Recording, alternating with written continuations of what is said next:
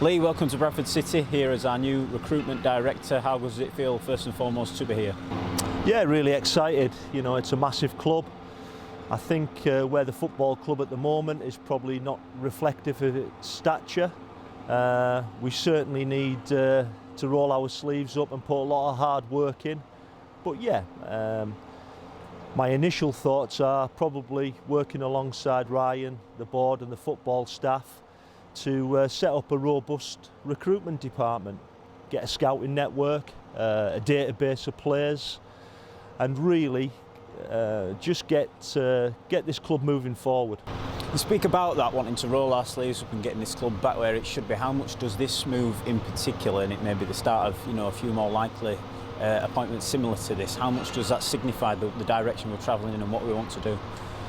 Well, again, I think when you look at particularly this season with COVID, with no fans being in grounds, it probably has affected Bradford City more than others. That's not to say that there's so many points to play for. You know, I'm the eternal optimist always, and the team have done tremendously well in the last week. Hopefully they can continue that rich vein of form and pick up some more points. And then as we get towards the January window, we need to sit down and we need to look at possibly the finer elements of recruitment in terms of the budget available for bringing players in and also the dynamic of those players. You know, what do we really need? If this squad can be galvanised, and certainly the last two performances, and in particular the win against Cambridge on Saturday, gives me great optimism, as it does, I'm sure, with many of the supporters. And hopefully, with one or two new additions in January, we can move the club forward. You mentioned Ryan there. How good have the early conversations been between you, him, and not just you two, but the rest of the footballing staff as well? Is it encouragement, to begin with? Yeah, I've been really impressed with Ryan, and again, I think where we are at the moment needs energy. It needs energy, the football club, and I think Ryan provides that.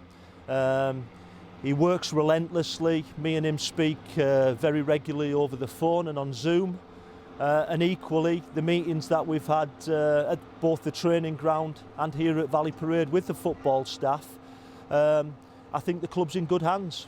Plenty of experience, a similar spell at Scunthorpe United, a decent playing career as well. What kind of experience do you think that you can bring in that sense? How are them values going to be channeled through this job? Yeah, well, I think I know the landscape. I've predominantly worked in League One mostly, but in the Championship and also in League Two. I think when you look at football at this level, we often forget, it's a real tough challenge, for the players to produce Saturday, Tuesday performances, often with smaller squads.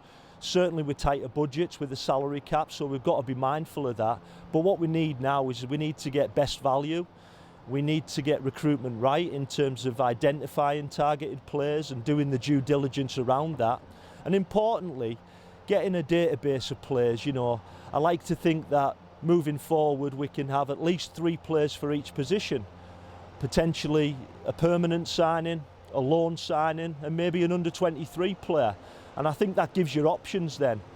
But there's a lot of points to play for. The football staff are really positive, really knowledgeable, and as I said earlier, enthusiastic.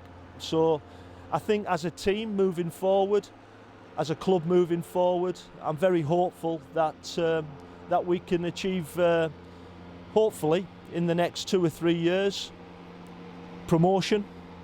And then beyond that, who knows with this football club? Premier League many years ago, but certainly the size and stature of this football club, it shouts out Championship to me.